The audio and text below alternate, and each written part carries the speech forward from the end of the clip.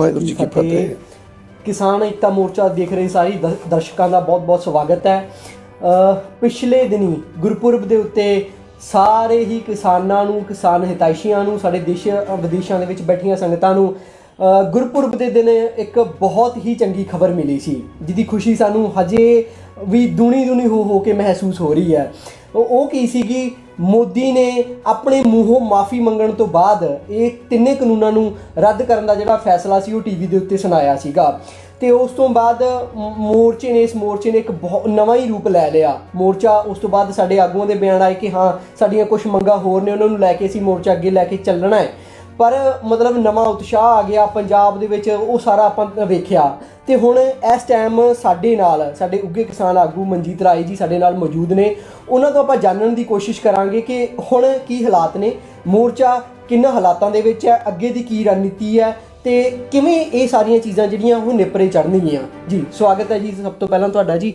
वाहिगुरू जी का खालसा, वाहिगुरू जी खालसा, वाहिगुरू जी फतेह जी। पहला तो सवाल यही है भी हुण अगे की है, की अगे की रणनीति है जी। सारे लोग जानना चाहते हैं भी हाँ जो साड़ी जित झोली पई है इनू आपां संजो के पंजाब दे विच किवें लैके जाना है। देखो बड़ी ये चंगी गल हुई है कि जिहड़ा प्रधानमंत्री कहंदे सीगे अज तक वापस नहीं मुड़िया जी, उन्हें अपने फैसले कोई वापस नहीं लै, पर पहली दफ़ा होया इतिहास दे विच कि इस शांतमई अंदोलन के अगे प्रधानमंत्री चुकिया और उन्हें अपनी माफ़ी मंगी। माफ़ी मंग के फिर उन्हें कहा कि तीनों खेती कानून वापस लेने रद्द कर दें। सो उन्होंने असी चाहते हैं भी इंप्लीमेंट किया जाए। लोक सभा दे विच सैशन शुरू होने जा रहा हुण 29 तो, पर अज जिहड़ा उन्हां दी मीटिंग सी कैबिनेट की भारत सरकार की, ਉਹਦੇ ਵਿੱਚ ਉਹਨੂੰ ਅਪਰੂਵਲ ਮਿਲ ਗਈ ਹੈ। ਉਹ ਵੀ ਇੱਕ ਖੁਸ਼ੀ ਵਾਲੀ ਗੱਲ ਹੈ ਕਿ ਕਿਉਂਕਿ ਇਹ ਕਿਆਸ ਲਾਏ ਜਾਂਦੇ ਸਨ ਕਿ ਕਿਤੇ ਬੀਜੇਪੀ ਦੇ ਵਿੱਚ ਇਹਦਾ ਵਿਰੋਧ ਨਾ ਹੋਵੇ ਵੀ ਤੁਸੀਂ ਇਹ ਕਿਵੇਂ ਕਰਤਾ, ਪਰ ਅੱਜ ਉਹ ਕੈਬਨਿਟ ਦੀ ਮੀਟਿੰਗ ਜਦੋਂ ਉਹਨਾਂ ਨੇ ਮਨਜ਼ੂਰੀ ਦੇ ਦਿੱਤੀ ਹੈ, ਉਹਨੂੰ ਅਪਰੂਵਲ ਦੇ ਦਿੱਤੀ ਹੈ, ਤਾਂ ਇੱਕ ਖੁਸ਼ੀ ਦਾ ਮਾਹੌਲ ਹੈ ਕਿ ਇਹ ਬਿਲਕੁਲ ਠੀਕ ਲਾਈਨ ਵੱਲ ਹੁਣ ਚੱਲ ਰਿਹਾ, ਜੋ ਇਹਨੂੰ ਅਮਲੀ ਜਾਮਾ ਪਹਿਨਾਉਣਾ ਜਿਵੇਂ ਉਹ ਉਧਰ ਵੱਲ ਚੱਲ ਰਿਹਾ। जी जी, एक सवाल है, सवाल शायद तिखा हो सकता है किते ना किते। आपां उस बयान तो बाद कुछ आगूआं दे मतलब बयान सुने सीगे जिहदे विच उन्हां नूं उन्हां वल्लों कहा जा रहा सीगा कि ये रवायती मीटिंग बुला के किसान आगूआं नूं बुला के किते बिल माफ़ कीते जांदे, इदां दीयां गल्लां। कि इदां दी सोच सारियां दी ही है, मतलब किते ना किते मतलब आपां नूं डिफरेंशिएट करन दी लोड़ है कि इदां दी सोच सारियां दी है कि ये सारी क्रेडिट वॉर के पिछे ये सारियां चीज़ां किते हो रही ने कि हाँ ये सोच रखने वाले कुछ कुछ लोग ही ने। नहीं, मैं तो कहांगा उन्हां दी भी जिहड़ी जिन्हां ने बयान दिता उन्होंने किस भावना नाल दिता, साडे आगूआं ने तो दस सकणगे, पर मैं जो अंदाज़ा लगाउणा है उन्हां दे बयान का भाव ये भी हो सकता है कि जे सरकार बुला के बैठ के गल करदी तो शायद आ साड़ियां बाकी मंगां ते विचार लेंदे तो अंदोलन इक्को वारी समाप्त हो जाता सारा। पर चलो कोई गल नहीं, कदे ही ये मन च गल नहीं आई भी असी को प्रधानमंत्री ने फोटोआं कराउणियां ने। मैं तो अज भी बहुत बार बाइटां दे विच कहा कि भाई प्रधानमंत्री जी जिहड़ियां असी हुण 6 मंगां होर दित्तियां ने, जिहड़ियां कि साड़ियां पहिलां तो एक तो MSP दी सीगी, पोल्यूशन जिहड़ा बिल सीगा ओहदी सी, इलैक्ट्रिसिटी बिल दी सी, पर उहदे नाल नाल अंदोलन दे दौरान जिहड़े शहीद होए ने उन्हां नूं मुआवजा, जिहड़े पर्चे दर्ज होए ने, NI दे नोटिस आए ने NI दे साडे साथियों नूं, जां जिहड़ी ब्लैक लिस्ट नहीं तैयार की है साडे NRI भरावां दे विरुद्ध, वो सारा कुछ ही रद्द किया जाए। सो ये जिहड़ियां डिमांड्स ने इन्हां नूं प्रधानमंत्री जी अनाउंस कर देण, अज जिवें उस दिन उठे सी कल सुबह उठण ते अनाउंस कर देण कि असीं ये सारा मंगां तुहाडीआं मंन लईआं ते हुण अंदोलन नूं खत्म करो, असीं 29 तरीक नूं जां 30 नूं ਉਹਦੇ ਵਿੱਚ अप्रूवल दे देंगे MSP नूं भी और ਜਿਹੜਾ ਤਿੰਨੋਂ खेती कानून रद्द ਨੂੰ भी, पोल्यूशन बिल ਨੂੰ ਤੇ इलैक्ट्रिसिटी बिल ਨੂੰ ਅਸੀਂ ਉਸ ਦਿਨ ਫਤਿਹ ਬੁਲਾ ਦੇਵਾਂਗੇ। ਕੋਈ ਸਾਨੂੰ ਬੇਸ਼ੱਕ ਨਾ ਬੁਲਾਉਣ, ਸਾਨੂੰ ਕੋਈ ਇਦਾਂ ਦੀ ਮਨ ਦੀ ਭਾਵਨਾ ਨਹੀਂ ਕਿ ਪ੍ਰਧਾਨ ਮੰਤਰੀ ਜੀ ਸਾਨੂੰ ਬੁਲਾਉਣ ਜਾਂ ਉਹਨਾਂ ਦੀ ਕੋਈ ਕੈਬਨਿਟ ਸਾਨੂੰ ਬੁਲਾਵੇ ਜਾਂ ਖੇਤੀਬਾੜੀ ਮੰਤਰੀ ਸਾਨੂੰ ਬੁਲਾਉਣ, ਕੋਈ ਇਦਾਂ ਦੀ ਭਾਵਨਾ ਨਹੀਂ। ਅਸੀਂ ਕਹਿੰਦੇ ਆ ਬੇਸ਼ੱਕ ਕੱਲ ਨੂੰ ਸਵੇਰ ਉੱਠ ਕੇ ਉਸੇ ਤਰ੍ਹਾਂ ਅਨਾਉਂਸ ਕਰਨ और इनू रिटन च सानू जरूर दे दें, असीं लिखती च लैके जावांगे ते उस वेले असीं अपना जिहड़ा अंदोलन है उहनूं समाप्त करके असीं वापस पंजाब परतांगे जी। बहुत बहुत वधिया गल है ये जिस तरह इन्हां द्वारा कहा जा रहा है कि प्रधानमंत्री फिर ही जे यही चीज़ां अनाउंस करके भी साडियां मंगां मान लैंदे आ ते असीं राजी हाँ, असीं अंदोलन खत्म कर जो रिटन दे विच मिलदा तां अंदोलन खत्म करन लई राजी हाँ। ਕਿਉਂਕਿ ਇਹ ਇੱਕ ਮਤਲਬ ਬਹੁਤ ਹੀ ਗੰਭੀਰ ਸਵਾਲ ਸੀ। ਇਸ ਦੇ ਉੱਤੇ ਵੱਖਰੇ ਵੱਖਰੇ ਨੈਰੇਟਿਵ ਸਿਰਜਣ ਦੀ ਕੋਸ਼ਿਸ਼ ਕੀਤੀ ਜਾ ਰਹੀ ਹੈ। ਨੈਸ਼ਨਲ ਮੀਡੀਆ ਸਾਡੇ ਖਿਲਾਫ ਫਿਰ ਕਿਤੇ ਨਾ ਕਿਤੇ ਉਹੀ ਪੁਰਾਣੇ ਬਿਆਨਾਂ ਵਾਂਗੂ ਇਹ ਗੱਲਾਂ ਕਰ ਰਿਹਾ ਕਿ ਹਾਂ ਇਹ ਇਹਨਾਂ ਦਾ ਕਾਰੋਬਾਰ ਬੰਦ ਹੋ ਰਿਹਾ ਹੈ। ਇਹ ਚੀਜ਼ਾਂ, ਇਹ ਸਵਾਲ ਨੇ ਜਿਹੜੇ ਸਾਨੂੰ ਨੈਸ਼ਨਲ ਮੀਡੀਆ ਜਾਣਬੁੱਝ ਕੇ, ਪਹਿਲਾਂ ਵੀ ਉਹਨਾਂ ਦੀਆਂ ਨੀਤੀਆਂ ਵੰਦੀਆਂ ਰਹੀਆਂ ਤੇ ਹੁਣ ਵੀ ਕਰ ਰਿਹਾ, ਲੋਕਾਂ ਦੇ ਵਿੱਚ ਭਰਮ ਫੈਲਾਉਣ ਦੀ ਕੋਸ਼ਿਸ਼ ਕਰ ਰਿਹਾ ਸੀ। ਇਹ ਸਵਾਲ ਇਸ ਲਈ ਤੁਹਾਡੇ ਤੋਂ ਕੀਤਾ ਗਿਆ। ਤੇ ਅੱਗੇ ਤੁਸੀਂ MSP ਦੇ ਉੱਤੇ ਜੇ ਆਪਾਂ ਗੱਲ ਕਰੀਏ ਵੀ MSP ਦੇ ਉੱਤੇ ਹੁਣ ਆਗੂਆਂ ਦਾ ਕੀ ਹੈ, ਕੀ ਆਪਾਂ ਕਿਸ ਤਰ੍ਹਾਂ ਚਾਹੁੰਦੇ ਹਾਂ ਵੀ ਉਹ ਕਿਸ ਤਰ੍ਹਾਂ ਸਮਾਂ ਹੋਵੇ, ਉਹ ਚੀਜ਼ਾਂ ਕਿਵੇਂ ਹੋ ਕੇ ਸੌਟ ਆਊਟ ਹੋਣ? ਦੇਖੋ MSP ਤੇ ਸਾਡੀ ਇਹ ਭਾਵਨਾ ਹੈ ਕਿ ਸਾਨੂੰ ਵੀ ਪਤਾ ਕਿ ਇਹਨੇ ਇੱਕ ਪ੍ਰੋਸੈਸ 'ਚ ਹੋ ਕੇ ਗੁਜ਼ਰਨਾ ਹੈ, ਪਰ ਇਹਦੇ ਵਾਸਤੇ ਛੋਟੀ ਤਾਂ ਮਿਲ ਜਾਏ ਨਾ ਗਵਰਨਮੈਂਟ ਵੱਲੋਂ। ਜੇ ਅੱਜ ਹੀ ਕੈਬਨਿਟ ਦੇ ਵਿੱਚ ਇਹਨੂੰ ਅਨਾਉਂਸ ਕਰ ਦਿੰਦੇ ਕਿ MSP ਦੇ ਕਾਨੂੰਨ ਬਣੇਗਾ ਔਰ ਇਹਦੀ ਜਿਹੜੀ ਲਾਸਟ ਇੰਪਰੂਵਲ ਹੈ ਉਹ ਆਪਣੀ ਲੋਕ ਸਭਾ ਦੇ ਵਿੱਚ ਸੈਸ਼ਨ ਦੇ ਵਿੱਚ ਦੇ ਦੇਣ, ਉੱਥੇ ਅਨਾਉਂਸ ਕਰ ਦੇਣ, ਕਿਉਂਕਿ ਉੱਥੇ ਮਿੰਟਸ ਰਿਕਾਰਡ ਹੁੰਦੇ ਨੇ ਸਾਰੇ, ਉਹ ਰਿਕਾਰਡ 'ਚ ਆ ਜਾਏਗਾ ਕਿ ਇਹ MSP ਤੇ ਜਿਹੜਾ ਛੋਟੀ ਹੈ ਇਹ ਤੇ ਕਾਨੂੰਨ ਬਣੇਗਾ। ਜਿਸ ਦਿਨ ਇਹ ਇੰਪਰੂਵਲ ਹੋ ਜਾਏਗੀ, ਕੋਈ ਕਾਨੂੰਨ ਬਣੇਗਾ ਤੇ ਅਸੀਂ ਇਹ ਸਾਡਾ ਮਸਲਾ ਵੀ ਹੱਲ ਹੋ ਜਾਏਗਾ। ਉਹ ਤੇ ਕਮੇਟੀ ਬਣਾਉਣੀ, ਕਮੇਟੀ ਬਣਾ ਲੈਣ ਔਰ ਉਹ ਕਮੇਟੀ ਦੇ ਵਿੱਚ ਕਿਸਾਨ ਲੈਣ ਵੱਧ ਤੋਂ ਵੱਧ, ਔਰ ਉਹ ਤੇ ਉਹ ਜਿਹੜਾ ਕਾਨੂੰਨ ਬਣਾ ਕੇ ਉਹ ਜਿਹੜਾ ਹੈਗਾ MSP ਤੇ, ਤਾਂ ਅਸੀਂ ਇਹ ਸਮਝਦੇ ਹਾਂ ਕਿ ਜੇਕਰ ਉਹਨੂੰ ਟਾਈਮ ਬਾਉਂਡ ਕਰ ਲੈਣ ਕਿ ਇੰਨੇ ਟਾਈਮ 'ਚ ਇਹ ਕਾਨੂੰਨ ਬਣੇਗਾ, ਅਸੀਂ ਆਪਣਾ ਜਿਹੜਾ ਅੰਦੋਲਨ ਖਤਮ ਕਰਕੇ ਚਲੇ ਜਾਵਾਂਗੇ।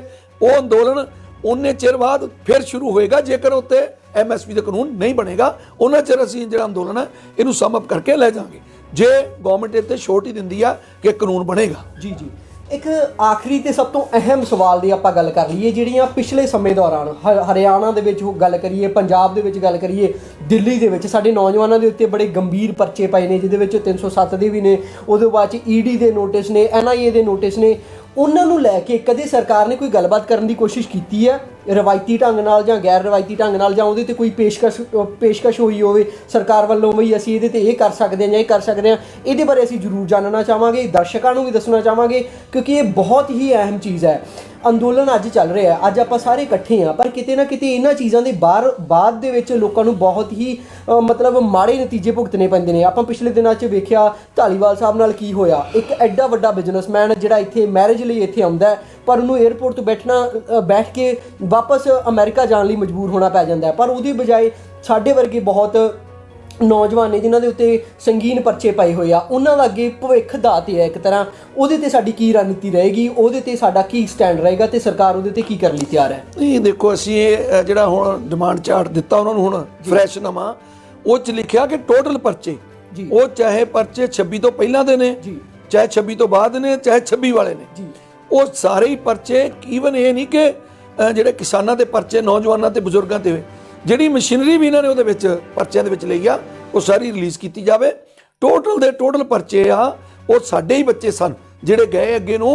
ਠੀਕ ਹੈ, ਉਹ ਉਸ ਵੇਲੇ ਜੋਸ਼ ਸੀ, ਗੁੱਸੇ 'ਚ ਚਲੇ ਗਏ, ਪਰ ਮੈਂ ਸਮਝਦਾ ਸਾਡੇ ਧੀਆਂ ਪੁੱਤਰ ਨੇ, ਉਹ ਸਾਰਿਆਂ ਦੇ ਪਰਚਿਆਂ ਦੀ ਡਿਮਾਂਡ ਹੈ ਕਿ ਟੋਟਲ ਦੇ ਟੋਟਲ ਪਰਚੇ ਜਿਹੜੇ ਉਹ ਰੱਦ ਕੀਤੇ ਜਾਣ, ਮਸ਼ੀਨਰੀ ਤੇ ਜਿਹੜੇ ਉਹ ਵੀ ਪਰਚੇ ਰੱਦ ਕੀਤੇ ਜਾਣ, ਫਿਰ ਹੀ ਅੰਦੋਲਨ ਖਤਮ ਹੋਏਗਾ। ਸੋ ਇਹਦੀ ਛੋਟੀ ਲੈ ਕੇ ਉੱਠਾਂਗੇ। ਕਰਨੇ ਸਰਕਾਰ ਨੇ ਸਰਕਾਰ ਹੁਣ ਦੱਸੇ ਵੀ ਕਦੋਂ ਕਰਨੀ ਆ। ਜਦੋਂ ਉਹ ਕਹਿ ਦੇਣਗੇ ਕਿ ਅਸੀਂ ਪਰਚੇ, ਸਾਨੂੰ ਛੋਟੀ ਦੇ ਦੇਣਗੇ ਲਿਖ ਕੇ ਕਿ ਅਸੀਂ ਇਹ ਸਾਰੇ ਪਰਚੇ ਰੱਦ ਕਰਾਂਗੇ, ਤਾਂ ਫਿਰ ਅਸੀਂ ਉੱਠ ਕੇ ਜਿਹੜਾ ਇਹ ਅੰਦੋਲਨ ਖਤਮ ਕਰਕੇ ਜਾਵਾਂਗੇ।